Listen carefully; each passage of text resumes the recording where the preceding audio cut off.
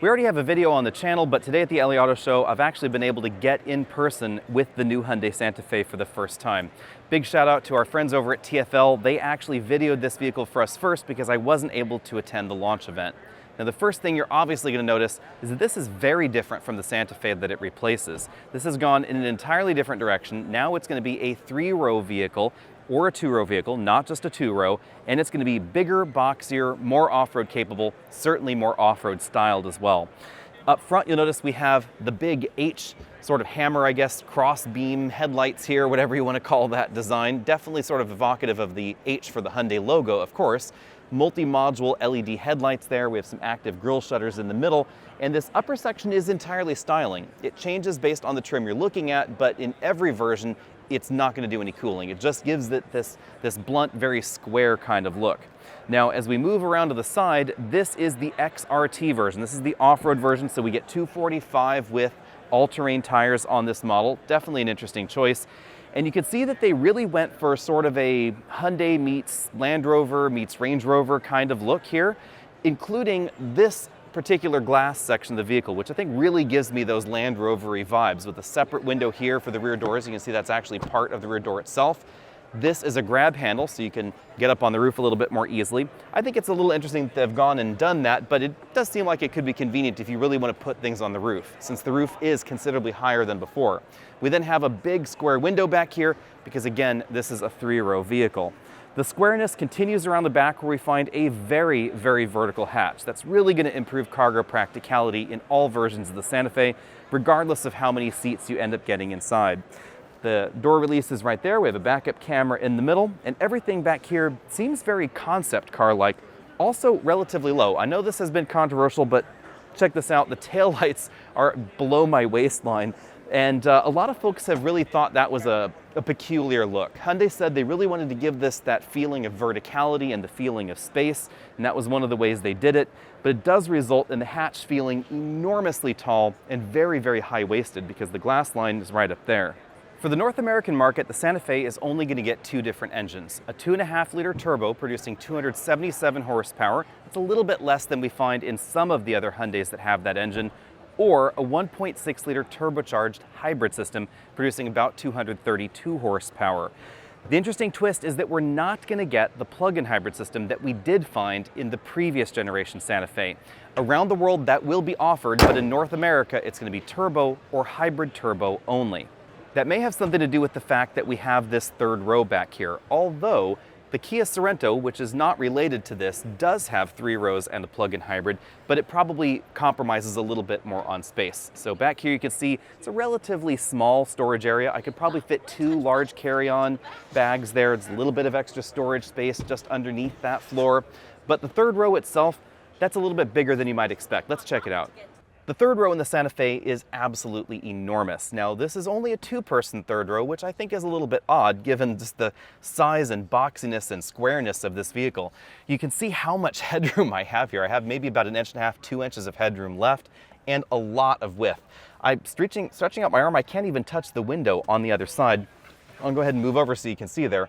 This is an enormous 3rd row. And part of the thing that surprises me about that is that getting in and out of the 3rd row, though, is not as easy as some, because these seats tilt and slide forward, but we're left with a relatively small opening for getting out of the 3rd row. Whoops. That surprises me just a little bit. And then we can slide these seats back and get here into the 2nd row. Now, because of the way these seats slide, you could not leave a child seat latch anchored into place and still get from one row to the other.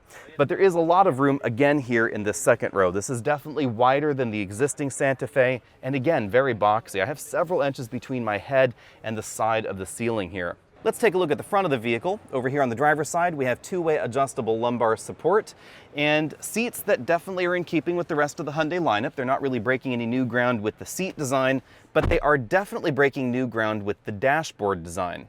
On the passenger side, we have an almost pickup truck-like dual glove box arrangement. So we have 1 slot style glove box up here with a little rubber mat that can be removed or reinserted.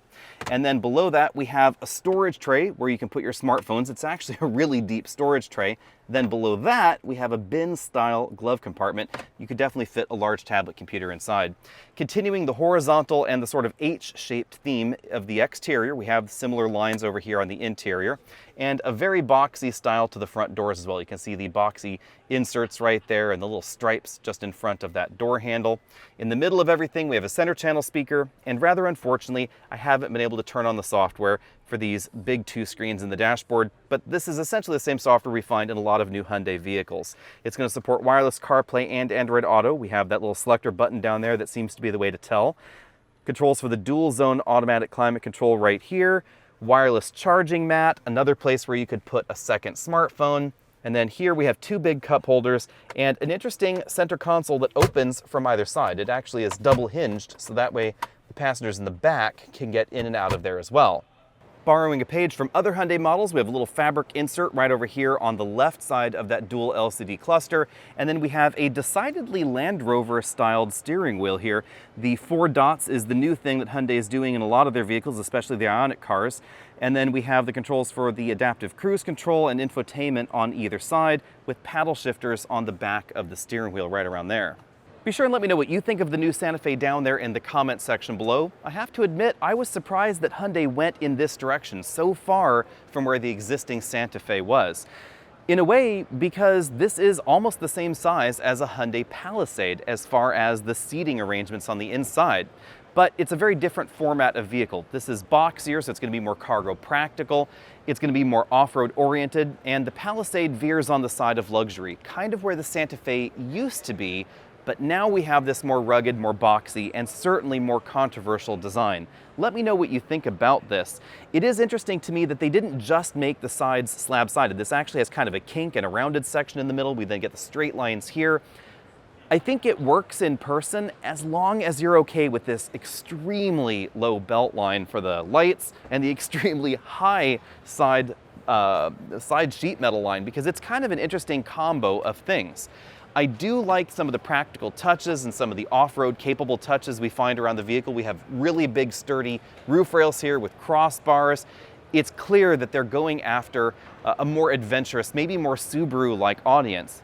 And I would say I would get this Santa Fe over something like the Subaru Ascent if you really were interested in being outdoorsy and going a little further off the beaten path. The all-wheel drive system is likely going to be more capable than the Subaru system based on its hardware design, and then the interior practicality absolutely can't be beat. We also have that hybrid system that's available. I do wish this had the plug-in hybrid that we will find in other world markets, but at least in the US, they are going to be bringing us a hybrid version. Let me know what you think about all that. Hit that subscribe button and stay tuned, because I will be driving one of these in early 2024. So stay tuned for that video.